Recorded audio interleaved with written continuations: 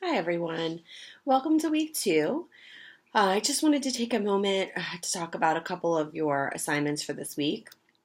So, your discussion post this week is going to be based off of your choice of either the Jesus Shaves story by David Sedaris or the Very Old Man with Enormous Wings by Gabriel Garcia Marquez.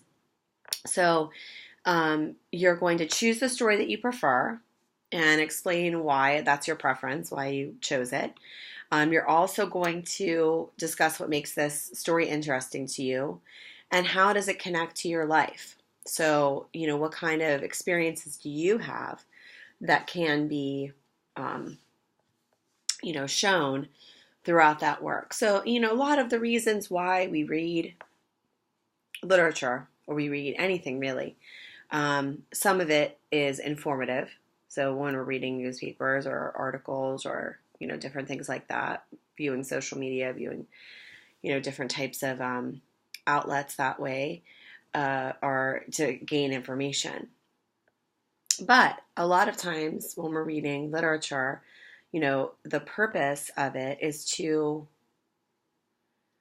have us create a connection with the text based on personal experiences that we can identify within that text. So that's what I want you to be thinking about and talking about whenever you're focusing on creating this post. How does this work connect to your life?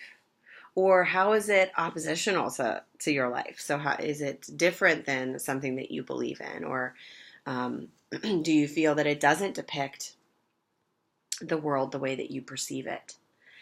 The other assignment for this week is your journal. I'm just going to the page right now to review that with you. So the journal 2, you're going to choose one prompt, so you don't have to respond to all of them, just one. And you're going to complete that assignment in one page. So again, you can definitely take a little bit of liberty in having a little bit of extra writing. It could be a half page, could be another whole page, just so that you're able to answer the questions or question that you choose in completion. So the first topic is in the chapter, in the story, Jesus Shaves. It's hard to say that. Sedaris details the way our holidays are celebrated quite differently elsewhere in the world. Were you aware of any of these variations on American traditions? And do you see our holidays in a different light now that you've read this?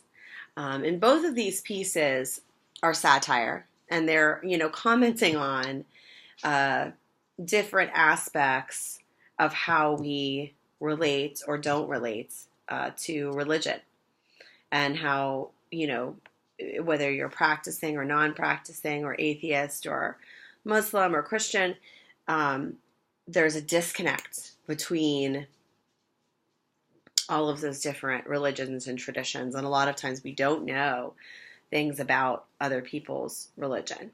So can you connect to that kind of topic in any way? The next topic is, what religious message do you think this story is trying to convey? Is religion dead or discredited in the modern world? Or does faith persist in unexpected or unconventional forms? So you could use either story. That's why I didn't choose a story to put in the sentence for that prompt, because you could choose either story and respond. The next one is, what does the very old man with enormous wings symbolize in the modern world? So, he can symbolize many different types of things. What do you think he symbolizes? Does he symbolize the lost? Does he symbolize the, people who have lost their faith? Does he symbolize people who have an enormous amount of faith? What do you see him as? And then the last one is, which essay depicts your relationship with religion and how? So, do either of these resonate with you as, your position at this point in your life spiritually? So those are your choices. And you're going to respond, remember, in one page, if you can keep it to one page. And that's everything for this week. So both of the stories are actually in Blackboard.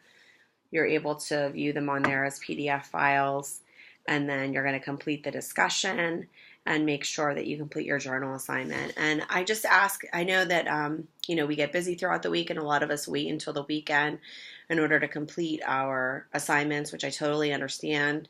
But please make sure that you post your discussion by Friday at the very latest. So that way classmates have time to respond to a couple of their peers. And that was one more reminder I wanted to make sure that you are aware of. So make sure that you are creating your original post and then posting to at least 2 other classmates. And that's what will trigger your assignment to be submitted for grading. So if you only write your original post and don't respond to anybody else, it won't be submitted for grading to me. It doesn't mean it won't get graded, but you won't get full credit. So in order to get full credit, you need to have your original post and then respond to 2 classmates. Okay. Well, have a great week.